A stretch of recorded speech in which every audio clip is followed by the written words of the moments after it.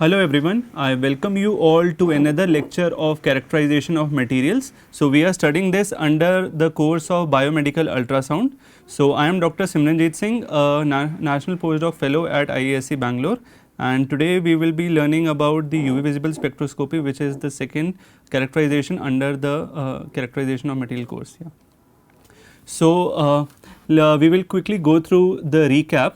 So in the recap section, what we have learned in the previous lecture is, so we talked about why we need characterization, what is characterization, and we learned about something which was called spectroscopy. Now spectroscopy is interaction of EM radiation with our materials. So we talked about different EM radiations. So the figure that you are seeing above is the electromagnetic radiations, and we can see that we characterize the electromagnetic radiations into different segments based on the frequency and their wavelength. And right from radio waves to gamma rays, we have different kinds of EM waves. So we have radio waves, microwaves, infrared rays, visible, UV, X-rays and gamma rays, and depending on the wavelength and radiation we can classify them. And then we talked about there is a relation between the terms which is wavelength, frequency and energy. So we talked about a formula which was E is equal to h nu, or which is also equal to hc by lambda. So we have a direct relation between our wavelength, frequency and energy. So if you want to learn about all these in detail, you can refer to our previous lecture, but I will just quickly go through them. So we have something which is called frequency and the wavelength, and right from radio waves, when we move towards the gamma rays, our energy is increasing, and similarly if the energy is increasing, we would say that our frequency is also increasing and our wavelength is decreasing. So we could say that our radio waves has the least amount of energy, has highest wavelength, and the frequency is also low, and while in case of gamma rays it's the opposite. You can see through the relations. We talked about the practical application of these electromagnetic radiation in our day-to-day life. Then after talking about that, we moved on to how we can use this electromagnetic different waves for the characterization of materials. So we talked about this table. So in the last lecture, as we could see, the energy is increasing from the micro to the gamma rays, and in the last lecture we talked about something which was called infrared spectroscopy. So we talked about the IR rays, and in the IR rays, quickly going through it, we talked about something which was called the natural resonant frequency of the materials. So every bond has its natural resonance frequency, and since the IR rays are low energy waves, so every material, every bond can actually absorb that particular wavelength in the IR radiation, and after absorbing we can get a particular IR signal in our FTIR spectroscopy that we say. So if you want to learn about the IR spectroscopy in detail, you can refer to our previous lecture, and all these kinds of vibrations are possible in every molecule when we talk about the when it absorbs the IR rays. So coming to this lecture, we will go from the IR, we will jump to the UV and the visible spectroscopy, which is slightly higher in energy, and we talked about this earlier in brief, that when we go from the IR to the UV and the visible has higher energy, and they can excite the valence electron in our materials, and we would see this in detail when I will talk about the principle and the mechanism of the UV visible spectroscopy. Now let us quickly talk about the UV visible spectroscopy. Now coming towards the very basic, I will say that the UV region falls from 200 to 400 nanometer, and the visible region will fall from the 400 to 700 nanometers. And to slightly make it clear, in the previous one, this is the visible region, and this is the only portion of the light that we could visually see, and the UV radiation is right beneath the visible region. So we talk about the visible and the ultraviolet. So the name is derived because it is just beyond the violet color, and similarly infrared that we talked about in previous lecture is derived from the red because it is just beyond the red wavelength. So talking about that, we will come to the basics of the UV visible spectroscopy. Now coming to the very basic atomic model. So you must have studied this atomic model in your middle classes. So in this atomic model we have something which is called nucleus in the center, which is positively charged, and we have some electron that revolves around the orbitals. Now there are different orbitals, I am labeling them K, L, M and further K, L, M, N. So there is a concept which is when a radiation of UV and the visible region falls on our material. So supposingly we say that energy is equal to h nu. So a particular energy is falling on our particular material. So the atoms will excite. Now what is called excitation? The inner electrons will absorb the photons that are being radiated and will be excited towards a higher energy state. Now from the lower shell it will be excited to a higher energy level. So the lower one we will be called as the ground state, we will be representing as Eg, and the excited one we will refer to as Ex, which is the excited state. But there is a condition that the energy of the incident electromagnetic radiation or the incident UV visible radiation should match the electronic difference, the difference in energy between these two levels. To better understand this, we have the energy level diagrams. So we have this, which is the ground state, which is our lower energy state or the lower shell, you could say, to simplify it. And then we have something which is called excited state, represented here as EE, and then this is the difference of energy between these two states, which is represented as delta E. And whenever a energy of a particular radiation is incident onto our material, and depending on the energy band gap, we could say, or the energy level difference between the ground and the excited state, it will absorb that particular wavelength from the UV and the visible region. So after talking about this, so our every shell that we say has different vibrational and rotational energy levels as well. But when we come to the materials, we have a theory which is called the molecular orbital theory. This you might have read in your +2 or +1. So in which we have something which are called bands. Now these are the band structures. So the above region is called the conduction band, and the below one is called the valence band, right. So we have the valence and the conduction band in our materials, and the gap between them, delta E, is called the band gap of that particular material, right. So depending on the particular incident radiation, our material can have certain allowed transition from the ground state or the valence band to the excited, or you could say the conduction band when we talk about the materials. So right, there are certain allowed transition because of which they absorb a certain particular section of the UV or the visible light radiation, and the phenomena here of the is called the absorption. So the absorption is the phenomena of the electronic absorbing of light and electronic transition, which comes from the valence to the goes to the conduction level.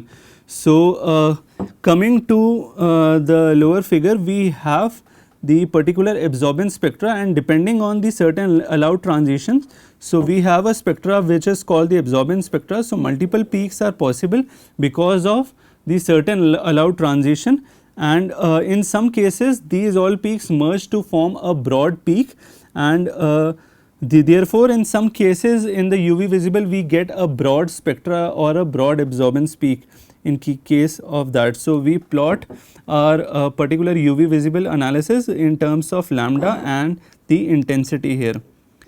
So, here is the particular example. Also, coming back to our old relation between E is equal to Hc by lambda, there is something which is called red shift and the blue shift in case of our UV visible spectroscopy. These are the very common terms that you must have heard. Now, what they particularly mean is that when we say our material is blue shifted or our material has the higher energy gap. So, if we talk about the energy gap, if our energy gap is higher, our wavelength would be lower. So, right. So, based on that we would say that the lower wavelength is towards our blue region. So, if the energy band gap we say is higher, we would say that it is blue shifted, right, because the wavelength that it will be absorbed is towards the blue region or towards the blue region or the UV region of the spectra. We will call it the blue shifted.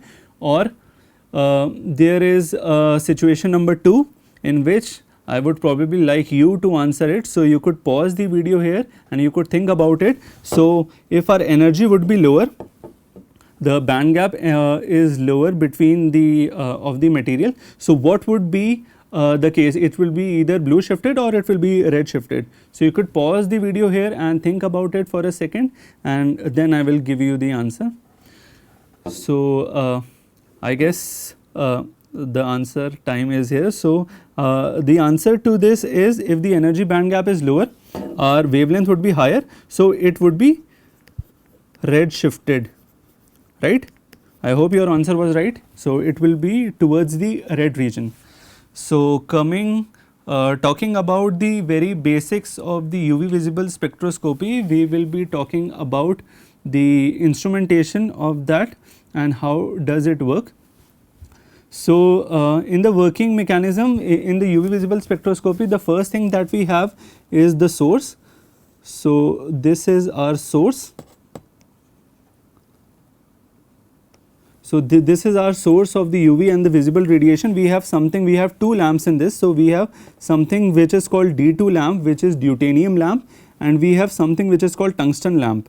So, a deuterium lamp is the source of UV, our tungsten lamp is the source of visible, right. So, the UV source will produce the wavelength from 200 and the tungsten lamp will produce from around 400 to 700. In some of the UV visible it goes up to 800. So, we have the wavelength from 200 to 800, we have the source of that. It moving to from the filter, it falls on something which is called monochromator. Now, the role of monochromator is that it sends the radiation wavelength by wavelength towards our sample. So, right from 200 to around 800, it will send the light from wavelength to wavelength towards our sample. So, once it passes through the monochromator, it will be splitted into 2. So, it will fall on our sample and it will fall on our reference plate. So, after that falling, the data is processed and then we get our typical absorbance versus wavelength spectra. So, this is our graph that we obtain after the data processing. So, here one question that may arise in your mind is what is reference and why are we using reference? Now, to explain that we need to know the basic of the UV visible. One of the basic is that it is usually done in the liquid form. So, we have our sample which is dispersed in a solvent, right. So, we have a sample, suppose we take 1 or 2 mg of the sample and we disperse it in a solvent, and solvent can be any solvent, it can be distilled water, it can be ethanol, it can be toluene, it can be organic solvent or any solvents can be there. So, our sample is dispersed in solvents and the thing is, the catch is that our solvent can also have a transitions in the UV and the visible region, and Because of that, the peaks that we are getting here may not be ideally only because of the sample, it may have the interference of the solvent as well. To eliminate that, we have something which is called reference. So, first thing that we do is take a baseline. So, what is baseline? So, we have something which are called qubits. So, these are our 2 qubits in which we put our sample or we put our solvent. So, in the baseline, in both the qubits, we will be taking our solvent of interest and we will be running the baseline. What the baseline will do? It will nullify the effect of the solvent if the solvent after we run the sample, so that when we run the sample we do not have the noises because of the solvent. To eliminate that, we take the first the baseline, then what we do in the sample qubit region, we place our sample. So, we to placing our sample, we disperse our sample into solvents. So, that also depends on the concentration, what concentration we are taking. So, we put our sample in the sample qubit holder and then we take our analysis. So, we get the typical UV visible spectroscopy spectra which is particularly of that sample. And what is interesting is that if this is our qubit here and the length of the qubit is represented as L and the initial intensity of light, if we are saying, is I naught and the final intensity is I, we calculate the absorbance and transmittance. So, how do we calculate that? So, there is a relation of transmittance. Transmittance I have also talked in the basics of the FTIR spectroscopy or the IR spectroscopy in our previous lecture. So, our transmittance is defined as the ratio of the final intensity divided by the initial intensity. So, this is our transmittance formula. So, what happens is that when light is falling onto our sample qubit, so our sample is dispersed in the solvent, right, it will be dispersed like this and some part of it will be absorbed and some part it would be transmitted. So, we can calculate the transmittance and the absorbance is just the inverse of that, right. And there is a relation which was given by 2 scientists which are called naming Beard and Lambert. They gave a relation between absorbance and the concentration. They said that the absorbance is directly proportional to the concentration of the material. That means that whenever we are increasing the concentration of our material, we are actually increasing the absorbance value also. To give you a brief example of concentration, what we call the concentration, let us take an example. Suppose we disperse 1 mg of our sample in 1 ml of suppose DI water, distilled water you say. So, our concentration here will be 1 mg per ml. So, you can take the concentration in mg per ml, or in some cases you will see that the concentration is also represented at parts per million or parts per billion. So, 1 mg per ml is actually equivalent to 1000 ppm, which is parts per million. So, either you could take the concentration in the units of mg per ml or you take it in ppm or ppb level. So, that depends on you. So, according to this relation, if we keep on increasing the concentration, suppose we take 1 mg per ml and we increase it to 5 mg per ml, we take 10 mg per ml. So, similarly our absorbance value will also increase. That makes sense because our amount of the material is increasing in the qubit and it will absorb more light and thus our absorbance value will also increase. But there is a catch: when we plot the absorbance versus concentration curve, we get a linear plot, and after a concentration is reached we get a saturation, and after that the absorbance value does not follow the linear order. So, this is because after a point of time the concentration becomes too high and the absorbance value does not directly follow it, and from this relation we have something which is called L. So, L is the path length. So usually for studies the path length is kept constant, the qubit length is constant for all the analysis. So our L is fixed, so we can directly have a relation between absorbance and the concentration, and to eliminate the proportionality sign we have a constant which is called molar absorptivity or the molar attenuation coefficient. It is the ability of that particular material to absorb the light. So the Beard and Lambert law is only valid in the linear region, and in the linear region our absorbance and the concentration are directly proportional to each other, and based on that we have a certain application in which we could use our UV visible spectroscopy. So coming to the application part, so there are a lot of applications that we could use with the help of the UV visible spectroscopy. So we will talk about every application in detail. So the firstly you could see that you could confirm the formation of material. So supposingly you are a material scientist and you are synthesizing some particle, for example zinc oxide materials, and you want to see that whether your material has been synthesized or not. To see to confirm that, you will run your material, you will disperse it in a solvent and you will run it through the UV visible spectroscopy, and then you will have the typical absorption of that particular material, and once your absorption is obtained and it matches with the literature, you could say that your material has been successfully synthesized. So supposingly you take an example of zinc oxide. So this was the particles that I synthesized in my PhD. So the ZNO particle has been this I synthesized the ZNO particles and wanted to confirm whether my material has been synthesized or not. So the ZNO has a typical absorbance peak at around 355 or 360 nanometers. So I got this particular peak at around 355 nanometers for my material, and from this I could conclude that my material has been successfully, the ZNO material has been successfully synthesized.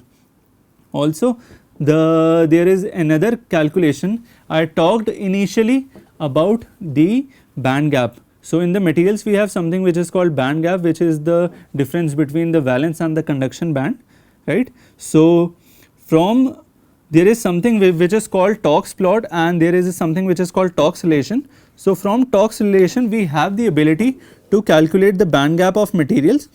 So the band gap of the ZNO particles that I have synthesized is around 3.22 nanometers. So it actually matches really well with the literature. So by measuring the UV and doing the Tox plot analysis, band gap analysis, I could match it with the literature and I could confirm that my material has been successfully synthesized. So there is another application that I would like to say, that we could determine and we could quantify the concentration of unknown concentration of some dyes or some drug or some any material. So to understand this we will take another example. So here on the top you are saying is the UV visible spectroscopy of methylene blue dye. I am representing as MB. So what I have done initially is that I have taken the calibration curve. So I will write as the Cali curve. So I have drawn a calibration curve from this. So this is the Beard's and Lambert's law. From the Beard's and Lambert's law I showed that absorbance is directly proportional to concentration. So I am taking the linear region of that. You can say that this is the linear region obtained from the different concentrations of the dyes. So what we have done is that we have taken known concentration of particular dye. So from 0.625 ppm, so I have taken till 10 ppm. So the concentration is known. I have taken their absorbance value. So we have from the UV visible spectroscopy, we have the absorbance value. We know the exact concentration of that particular methylene blue samples, and we plotted the calibration curve. Right. So after that, suppose you have a unknown concentration of methylene blue, you go to an industry and they give you a sample of methylene blue and the concentration of that dye is unknown to you. So in that case what you will do? So you once you have the calibration curve, you will run it through the UV visible spectroscopy, and suppose the absorbance value falls somewhere, so that absorbance value falls somewhere around this 1.2 here absorbance. So what you will do, you will see that where this 1.2 falls on your absorbance spectroscope, on your where 1.2 absorbance falls on your calibration curve, and depending on that you could identify the concentration of that particular unknown sample. So here we have taken the example of dye. So instead of dye you could replace it by any drug or any material that you want to do any particular sample that for which you have the concentration dependent study. So this study we call it as the concentration dependent study, and on basis of that we plot the calibration curve and we could find the determine the and quantify the concentration of unknown materials. So this was our first application, confirmation of materials, band gap calculation, and the third one is the determination or quantification of the unknown samples, unknown concentration of the samples. Then coming to another example, so this is a very interesting example. So this is environmental application. So for that we could also use our UV visible spectroscopy very well. So there are something which is called degradation of the dyes. So supposingly I took the example of methylene blue dye that was previously I gave. So taking that example further, there is something called degradation of these dyes. So what we do is, as a researcher, we synthesize different kind of materials. So supposingly we have synthesized ZNO, or supposingly we synthesize TiO2. So these we call as photocatalyst, right. So these are photocatalyst, which means that in presence of light, it has the ability to produce electron and hole pair, and it will produce some raw species that will be responsible for the degradation of the dyes. So supposingly you has this initial concentration of the dye, and this concentration will start reducing with time when you put your photocatalyst in this and you take different time intervals. You take out the sample, you take out the aliquots and you run it through UV, you could see the dye degrading. So supposingly the initial color is blue, and after some time when the dye is degraded it becomes colorless. So this is called the photodegradation of the dye, which is called photocatalysis also. So for that you have certain photocatalyst which is known photocatalyst. So here we are taking the example of a photocatalyst. So in the example here, so this was also from one of the studies that I have done. So in this we have taken a known photocatalyst which is called MOS2. It is a 2D material. So we took a bulk version of that which is commercially available. Now then I have synthesized the MOS2 in our lab. So this is the synthesized MOS2, and then we used it in combination with a material called upconversion particles, right. Now how we could calculate the degradation efficiency of all the materials. So to calculate the degradation or the removal efficiency, we have a relation in which we have a C naught. C naught is the initial concentration of dyes, right, and C here is the final concentration of the dye. Suppose this study is till 300 minutes. So after 300 minutes we will have the final concentration. Initially at 0 minutes we have the initial concentration. So based on that we could calculate, using this formula we could calculate the dye removal efficiency of that particular material. So after every time points we will take out some of the aliquots and we will run it through the UV visible spectroscopy, and after 5 hours we will after 5 hours or 300 minutes we will see whether our dye is degrading or not. This time is not fixed for a particular thing. So in my case I have used till 300 minutes. You could either do a 60-minute analysis, or you could either take 12 hours, 15 hours. People take several different time points for the study. So what the thing is that, so for our bulk MOS2 our degradation efficiency was around 40%. Our synthesized MOS2 it increased to around 55 or 60%, while for our combination of the synthesized MOS2 with our upconversion particle, it increased to around 95%. So this is what I was saying, using the UV visible spectroscopy and this formula we could accurately calculate the dye removal or the dye degradation efficiency of that photocatalyst material.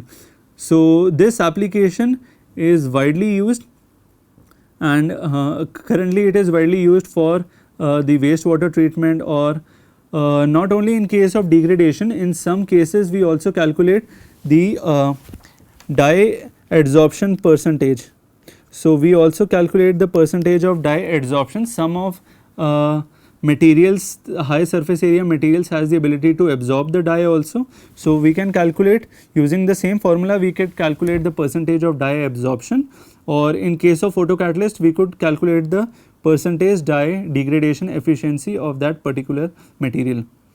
So after learning about our fourth application, we would move towards the kinetics. So from the initial C by C naught curves with time, so we calculated the degradation efficiency. Now there is something which is also called the kinetics of the reaction. So our kinetics tells us that how fast or how slow our reaction is proceeding. So using the log of this formula, using this formula ln C by C naught and plotting it with time, we could also, and then we fit it and we get the kinetics rate of reaction of our particular the materials that we are using. So in our case, all the samples follow pseudo first order reaction, and after fitting them we could find out the rate of the reaction, and we could see for which case our rate of reaction is maximum. So the kinetics rate of reaction could be determined using our UV visible spectroscopy. Now moving from the environmental, we will talk about one application which is for the biomedical field. So for the biomedical field, we have something which is called drug loading percentage or drug loading efficiency. So supposingly, let's take an example of ZNO again. So we have ZNO material, ZNO particles, and we want to functionalize a particular drug on top of it. So supposingly this part is our drug, and we want to load our nanomaterial with a particular drug. So this is widely used for drug delivery applications. So we have certain nanomaterials, because of its high surface area, we functionalize them using various drugs, and then we see that how much drug has been loaded onto our sample. So to calculate this, we have to take two more sample. So we have a sample in which we have the drug alone, then we have a sample in which we have the ZNO particles alone. So I am writing as nanoparticles alone. So this is our first sample, this is our second sample, and this would be our third sample. So this is our combination of both. So how we could calculate the drug loading efficiency? So first is the direct method. We will directly take the UV visible spectroscopy of this, and we will calculate how much of the drug has been loaded onto the particles. We will directly get. So for this also you will have to plot the calibration curve like I told you earlier. So known concentration of drug you have to calculate, and depending on that you can calculate how much drug has been loaded onto your particular material. So you could directly do it either. So this would be our direct method, and there is something which is called indirect method also. Your direct method is useful, but in some cases like in zinc oxide, the material also has its absorbance peak. So if your material and your drug that you are loading onto your particles are interfering with each other, having their peaks, relative peaks in the UV visible region, you go through something which is called indirect method, and from this formula you could calculate the drug loading efficiency, in which you have the initial drug loading concentration which is represented by C naught, then you have the concentration of the supernatant. So the supernatant would be the drug which is not being absorbed by the particles. So you take the initial concentration of the drug, you put our particles, you incubate it for some time, then the drug has been loaded onto your particles. Some of the drug has been loaded onto your particles and most of it would be unloaded onto the particles. So the supernatant that you will have the unloaded drug which has not been loaded onto the particles. So we take the concentration, initial concentration C, we take the concentration of the supernatant, and from this formula we could calculate the percentage drug loading efficiency of that particular material. So talking about the environmental, coming to the biomedical, in some of the UV and the visible instrumentation, there is also some facility in which you can use a solid state mode, and also in some cases you can use thin film modes. So our thin film modes are usually useful when we want to see the quality of the thin film that we deposit for our electronic device fabrication. So we deposit various thin films. We want to confirm whether our film has been properly deposited onto the sample substrate or not.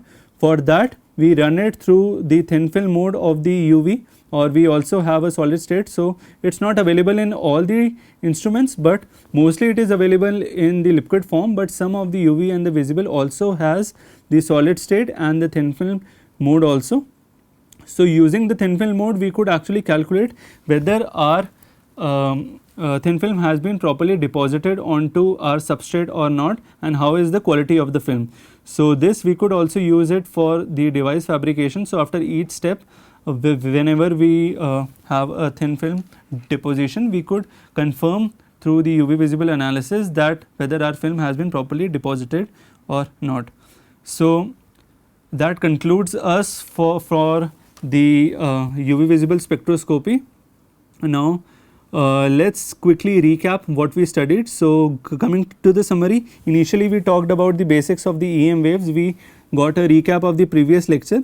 We talked about their application and how they can be used for the characterization, and the IR spectroscopy that was previously studied. I talked about the very basics of that. Then I talked about the UV visible spectroscopy, basics of electronic transition. So right from the atomic model we went to the molecular orbital theory. We talked in detail about electronic transition and how our material has the ability to absorb that particular wavelength and have electronic transition, and then what is absorbance and what is band gap, and everything was discussed. Then we talked about basic principle of the UV visible spectroscopy, how that works, and after that we talked about the mechanism of the UV visible spectroscopy, what is its instrumentation, how it can be used, and how to study the UV visible analysis. Then we talked about some of the practical application in which we talked about in detail that we could use it to confirm whether our material has been synthesized or not. We talked about some of the environmental application. We talked about from the band gap calculation, and the drug loading application was also explained to you, and then the kinetics, how you study the kinetics rate of reaction of that particular material, that could also be studied. So these all application was studied, was told you in detail, and also how in the solid state or thin film mode you could also use it for the thin film analysis of your electronic devices that you fabricate. So talking about all these, I would like to conclude this lecture here. So thank you very much for attending this lecture. I hope this was helpful, and we will talk about the X-rays, how X-rays could be used for the characterization of the materials in our next lecture. Thank you. I hope this was helpful. Thank you.